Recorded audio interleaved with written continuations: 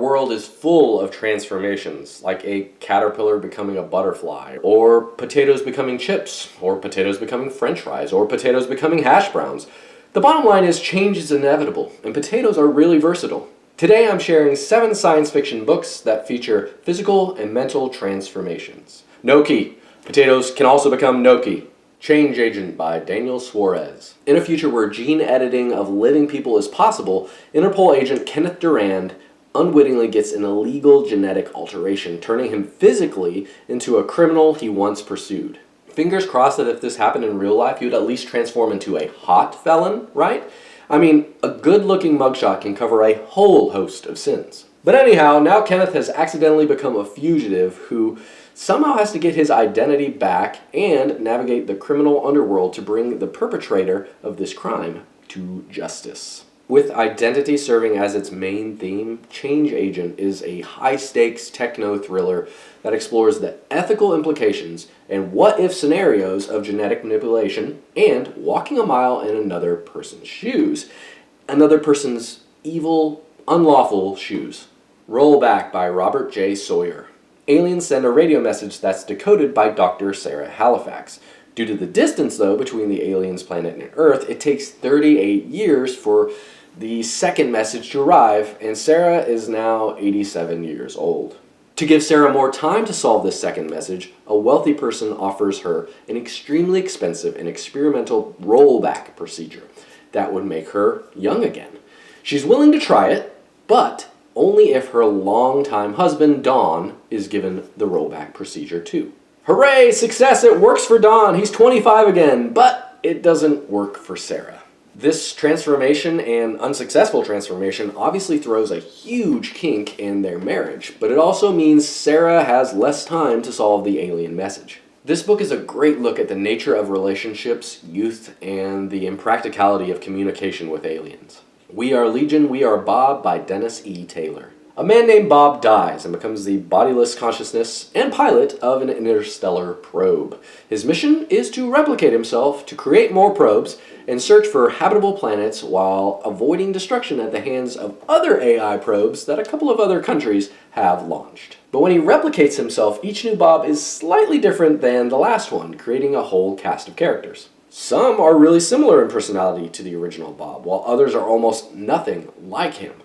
Reading the interactions between these different iterations of Bob is like being at a family reunion where there's a shared history and love for one another, but also there are going to be disagreements about everything, like the right way to floss or how much you should talk to your Uber driver. Anyway, it's a fun sci-fi adventure with pop culture references aplenty, kind of along the lines of Ready Player One, but not as obnoxious. Wanderers by Chuck Wendig. A handful of people and then dozens more become unresponsive sleepwalkers with no discernible cause. These sleepwalkers are mindlessly walking together across America to an unknown destination. They don't talk, eat, drink, or wake up, and almost nothing stops them from moving forward.